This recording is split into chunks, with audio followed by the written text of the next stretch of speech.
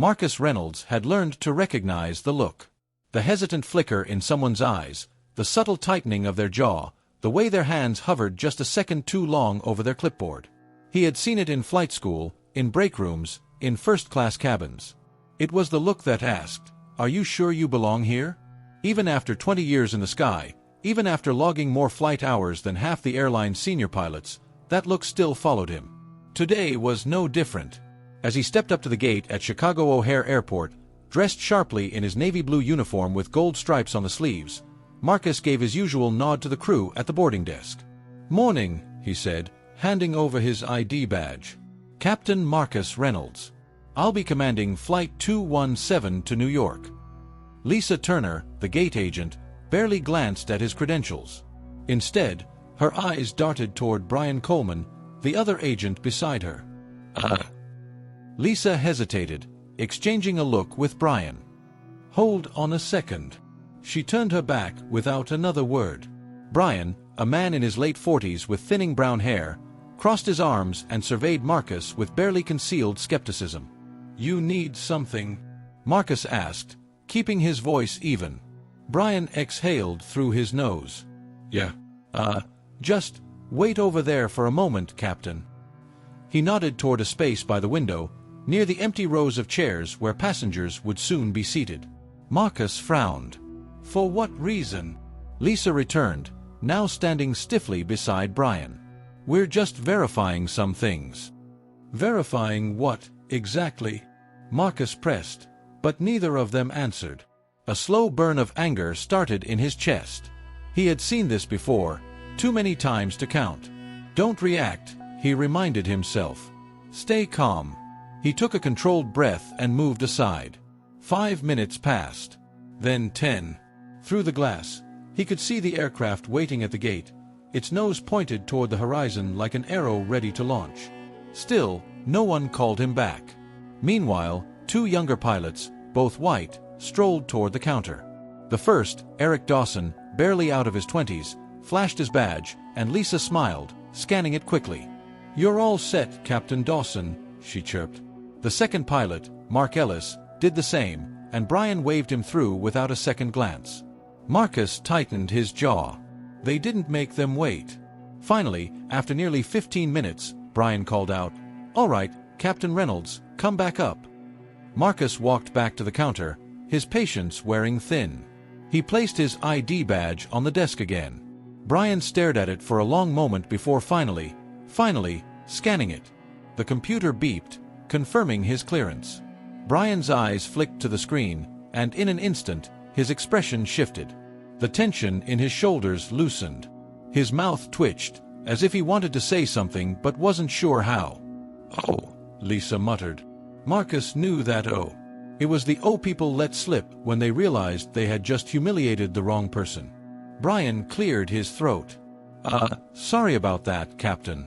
Just a routine security check." "Routine," Marcus repeated flatly. Lisa quickly handed his ID back. "You can proceed to the aircraft now."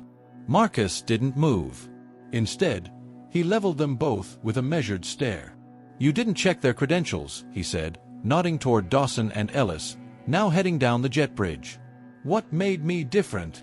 Lisa swallowed hard. "It's just, we weren't sure." "Weren't sure what?" Marcus cut in. "That I was the captain." Brian's face turned red. "Look, there's no need to make a big deal out of this." Marcus let out a short, humorless laugh. "Oh, it's not a big deal? Because to me, it sure felt like one." Neither of them had an answer. Marcus grabbed his ID, turned, and walked down the jet bridge. The humiliation still burned, but something else boiled beneath it now, something sharper. This wasn't just about today. It was about every almost, the promotions he almost got, the respect he almost received, the fairness he almost had. This time, he wouldn't let it slide. Marcus had always been good at letting things roll off his back. It was a skill he learned young, necessary for a black man in America, even more so for a black man in aviation. But this time, he couldn't shake it. The encounter at O'Hare played in his mind like a looping reel. The hesitation in their voices, the looks they exchanged. The way they had let the other pilots through without a second glance while forcing him to wait like an imposter. Even after takeoff, with the skyline of Chicago shrinking beneath him and 34,000 feet of open air ahead, Marcus felt the weight of it pressing on his chest. This wasn't the first time, and he knew it wouldn't be the last, unless he did something about it. The next morning, Angela Foster didn't bother with small talk. "Tell me everything," she said, crossing her arms as she leaned against the kitchen counter in Marcus's high-rise apartment. Angela had been one of his closest friends since college. A powerhouse in the courtroom, she had built a career taking on corporate discrimination cases and winning. She was sharp, relentless, and, most importantly, she believed him. Marcus exhaled, rubbing his hands together. "It happened at the gate. They saw my ID, looked at me, and told me to step aside. No reason, no explanation." Angela nodded. "Did they check the other pilots?" "No." Two white guys walked up, flashed their badges, and got through without a problem. Angela scoffed. "Of course they did. Did anyone witness it?" "The flight crew saw me standing there for 15 minutes like a damn suspect." His voice was tight with frustration. "The passengers saw it too." Angela grabbed a notebook from her bag. "Names. I need names. We need statements from people who were there." Marcus hesitated. "Angela, do you really think—" "Yes," she cut in, her eyes flashing. "Marcus, this isn't just about yesterday. This is about all the other times you were overlooked, sidelined, or dismissed. This is about the system that keeps pilots like you from rising higher." Marcus sighed. He knew she was right. But that didn't make it any easier. Angela tapped her pen against her notebook. "This wasn't an isolated incident. If we dig deeper, I guarantee you will find patterns. Other pilots, other employees, this has been happening for years." Marcus leaned back in his chair, staring at the ceiling. "I just wanted to fly, Angela. That's all I ever wanted." She softened. "I know. But now, you have a chance to do more than that. You have a chance to change things." Marcus closed his eyes for a moment. He thought about every time he had been questioned, doubted, forced to prove himself twice as much as his colleagues. "No more." "All right," he said. "Let's do this." The first wave of backlash came fast. 3 days after Angela sent a formal complaint to Atlantic Skies, Marcus received an email from the company's legal department. Subject: Internal Investigation Notification. Captain Reynolds, we have received your complaint regarding the incident at O'Hare International Airport. As part of our commitment to fairness, we will be launching an internal review. However, we must also inform you that any false allegations against company employees will be taken very seriously and may result in disciplinary action. Bess. John Pritchard, Senior Legal Counsel. Atlantic Skies Airlines. Marcus read the email twice, then a third time. His stomach twisted. "They're threatening you," Angela said when he forwarded it to her. "I know." Angela leaned back in her office chair. "They're trying to intimidate you into backing down. Don't let them." Marcus clenched his jaw. He could feel it already, the company circling its wagons, preparing to protect itself, not its employees. Then, the next move came. A rumor started circulating among the flight crew. Someone had leaked a story that Marcus was difficult to work with and had a history of disciplinary actions. It was a lie, but it spread like wildfire. The next time Marcus walked into the crew lounge at Hartsfield-Jackson Atlanta International Airport, he felt the shift immediately. Conversations hushed. Some colleagues avoided eye contact. Others watched him with curiosity, as if trying to decide whether the rumors were true. Marcus sat down across from Jordan Evans, a fellow captain he had known for years. "You heard it, didn't you?" Marcus asked. Jordan hesitated before nodding. "Yeah, man. They're saying you're stirring things up." Marcus let out a bitter laugh. "Stirring things up?" He shook his head. "I reported discrimination, Jordan. That's not stirring things up. That's standing up for myself." Jordan rubbed his chin. "Look, you know I've got your back. But you also know how this industry works. They protect their own. If they think you're a threat, they'll do whatever it takes to make you disappear." Marcus felt a cold anger settle in his chest. "They've been trying to make me disappear for years," he said quietly. "And I'm still here." Jordan nodded slowly. "Then don't let them win." Marcus met his gaze. He wouldn't. That night, Angela called. "Marcus, I found something." Her voice had an edge, the kind she got when she was on the verge of uncovering something big. Marcus sat up straighter. "What is it?" Angela hesitated. "Your personnel file. I requested a copy from HR. There's something odd." "What do you mean?" Angela took a breath. "Years ago, there was a complaint filed against you for unsafe conduct in the cockpit." Marcus felt like the air had been punched out of his lungs. "What?" Angela continued. "It was eventually dismissed. But Marcus, this could have cost you your license." Marcus's mind raced. He had never been formally accused of anything like that. If a complaint had been filed, why had he never been told? Unless it was never meant to be real. Unless it had been placed there as insurance, a way to take him down if he ever became a problem. Angela's voice was grim. "I think Atlantic Skies has been trying to push you out for a long time. And now, we have the proof." Marcus gripped the phone. This wasn't just about O'Hare. This had been happening for years. And now, he was going to bring it all to light. Marcus sat across from Angela in her office, his fists clenched on the desk. The manila folder in front of him contained his entire career. Or, more specifically, the one lie that could have ended it. He stared at the report. The words "unsafe cockpit conduct" were stamped on the page like a permanent stain. Angela flipped through the documents. This was filed 6 years ago. Do you remember anything happening around that time? Marcus's mind raced. 6 years ago, he had been up for promotion, one of the youngest pilots in Atlantic Skies to be considered for a fleet captain position. But then, nothing. The promotion never happened. No explanation. No rejection letter. Just silence. His stomach turned. "They used this," Marcus muttered. "This fake complaint. They planted it in my record to kill my promotion." Angela nodded grimly. "And I'm guessing you weren't the only one." She pushed another document toward him, an internal company memo she had managed to obtain.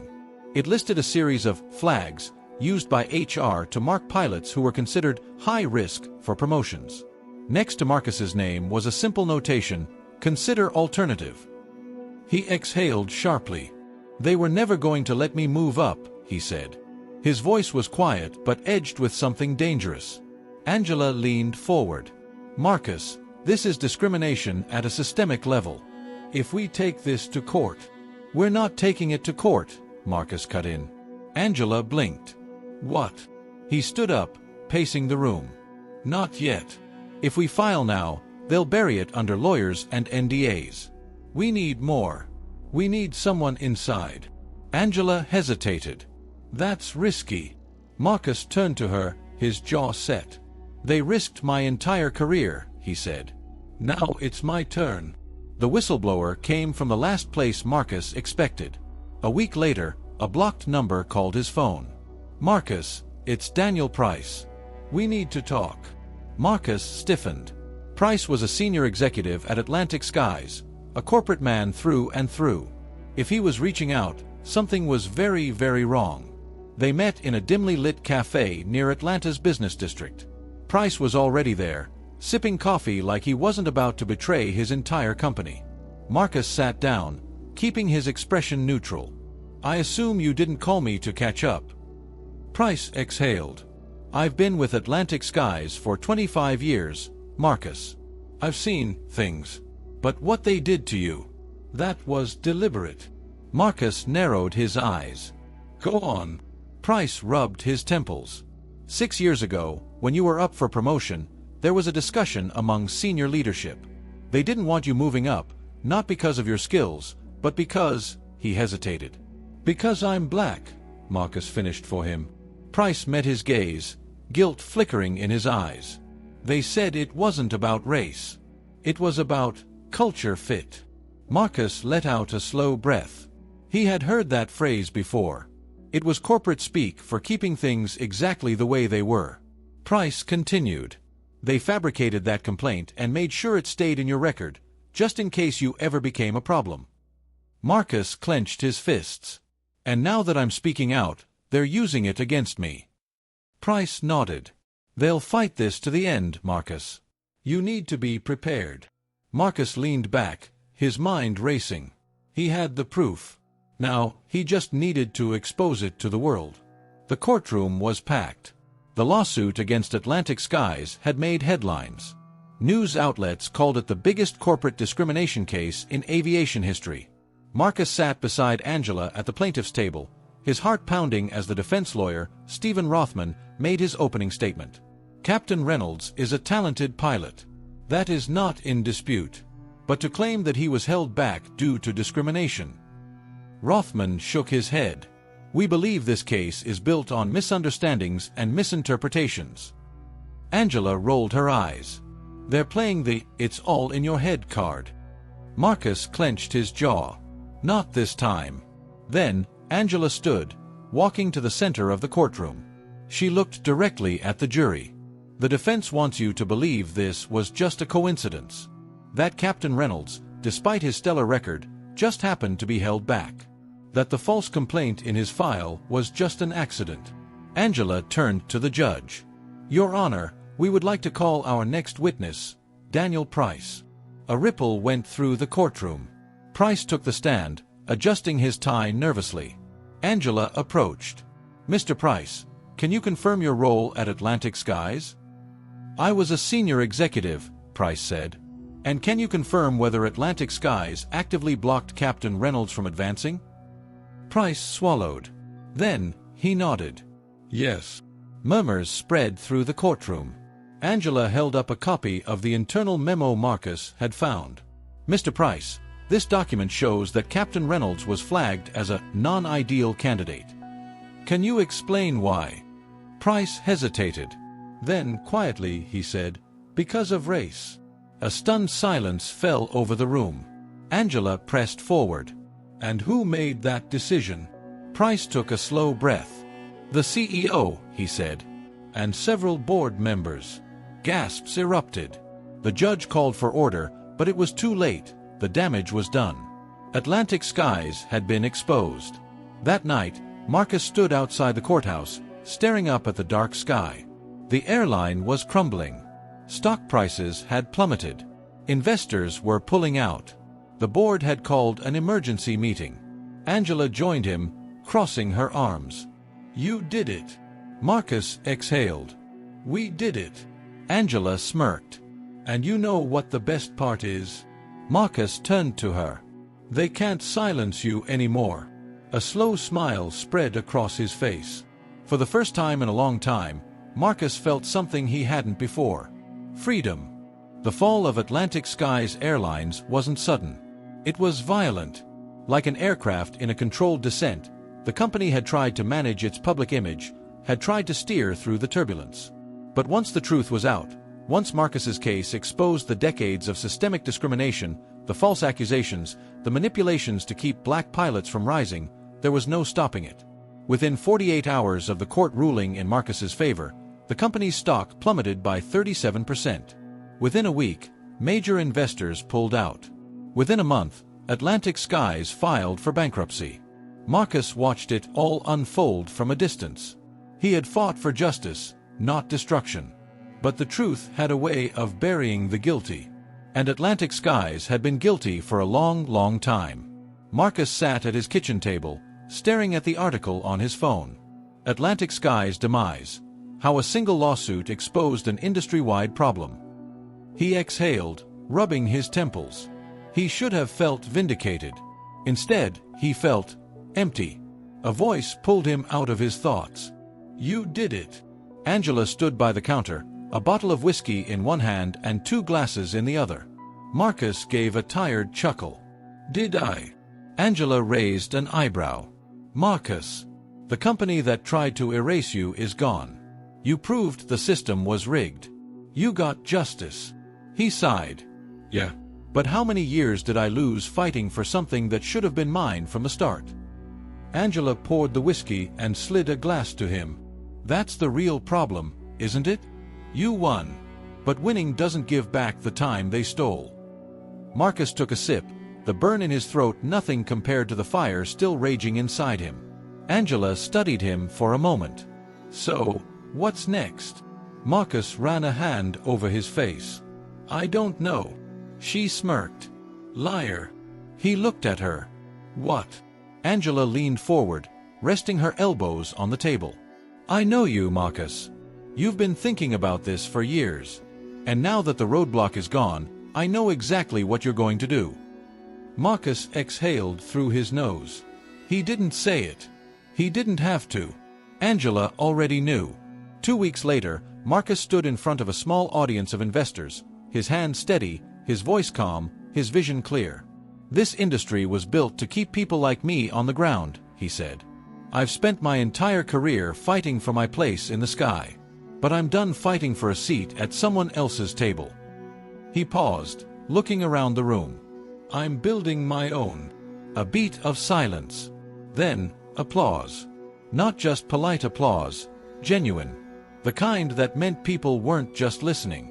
They were believing. Skybridge Airlines was officially in motion. That night, Marcus stood on the balcony of his apartment, staring at the stars. Angela's words echoed in his mind. Winning doesn't give back the time they stole. Maybe not. But the future? That was his to take. And this time, no one would stop him. The sky had never looked clearer. As Marcus Reynolds sat in the cockpit of Skybridge Airlines Flight 001, ready for takeoff, he allowed himself a rare moment of reflection. This was it. 1 year ago, he had walked through the jet bridge of an airline that had tried to erase him. Today, he walked into an airline he built. It hadn't been easy. After winning the case against Atlantic Skies, the fallout had been swift and brutal. The airline's CEO resigned, top executives were fired, and the company faced millions in lawsuits from other employees who had also suffered under its discriminatory practices. Within 6 months, Atlantic Skies was no more. But Marcus hadn't done this for revenge. He had done it for something bigger. For the pilots who never got their chance. For the crew members forced to endure silent discrimination. For the next generation of aviators who deserved better. And so, with his settlement money, his connections, and his unshakable belief in change, Marcus had done what few thought possible. He started his own airline.